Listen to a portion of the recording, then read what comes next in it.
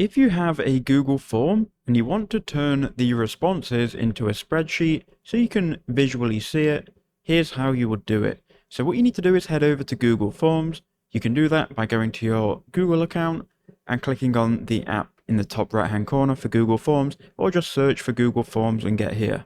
Once you're here and you're on your recent forms, open up the form that you want to turn the responses into a spreadsheet. Then once you've done that, click on responses here at the top. If you've got responses, you'll see the number here next to responses. Then you can go ahead and click link to sheets.